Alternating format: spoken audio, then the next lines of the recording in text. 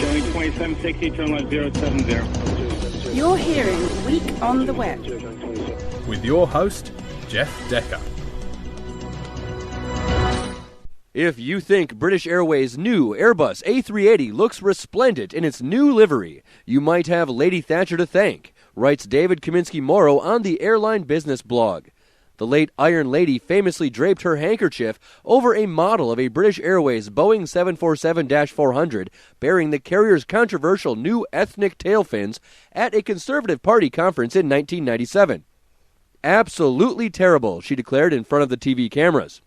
The former British Prime Minister's opinion was thought to be crucial in BA's decision to abandon the assorted multicolored designs and revert to a version of the Union flag it still uses today.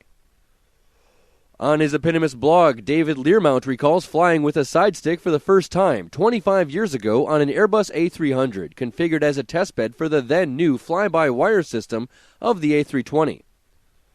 And now the top stories of the week from FlightGlobal.com.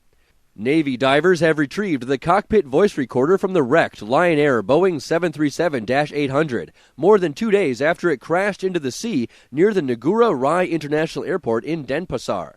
Strong waves and a presence of coral reefs made the removal of the CVR from the aircraft's tail difficult, a Transport Ministry official tells Flight Global Pro, adding that the device is now with the National Transportation Safety Committee. The aircraft's flight data recorder had earlier been retrieved and sent to Jakarta for analysis. The 2-month-old 737 has to be cut up to facilitate its removal from shallow waters near the airport. The country's Director General of Civil Aviation, Harry Bhakti, had earlier said that the plan was to tow the aircraft, which was broken into two between the wings and tail, to a beach nearby to speed up investigation.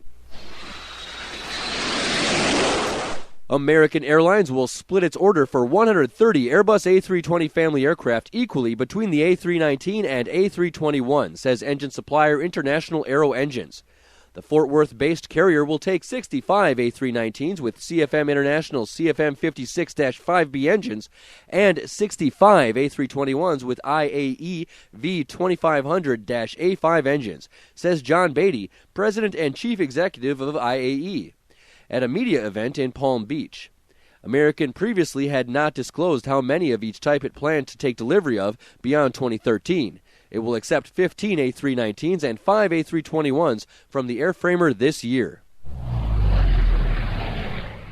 U.S. Federal Aviation Administration Chief Michael Huerta confirms that the Boeing 787's extended operation certificate is being reviewed separately from the battery redesign investigation. Addressing a Senate Commerce Committee panel on the 3-month anniversary of the Boeing grounding, Huerta's remarks clarified for the first time that Boeing has been answering the FAA's questions on two key fronts. Boeing not only has to prove to the FAA that the 787 battery redesign and new containment system is safe enough, the company also has to satisfy the agency that the 787 is reliable enough to fly routes that take the twin jet up to 180 minutes away from an eligible runway. And for the second week in a row, the new Boeing fighter concept makes the top 5 list. Boeing is unveiling an updated version of its FA-XX 6th generation fighter concept at the Navy League Sea Air Space Exposition in Washington, D.C.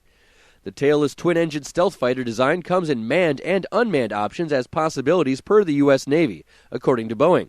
The design features diverterless supersonic inlets reminiscent of those found on the Lockheed Martin F-35 Joint Strike Fighter. The Boeing concept also features canards, which is somewhat of a surprise because the motion of those forward-mounted control surfaces is generally assumed to compromise a stealth aircraft's frontal radar cross-section. But the lack of vertical tail surfaces suggests the aircraft will be optimized for all-aspect broadband stealth, which would be needed for operations in the most challenging anti-access, area denial environments.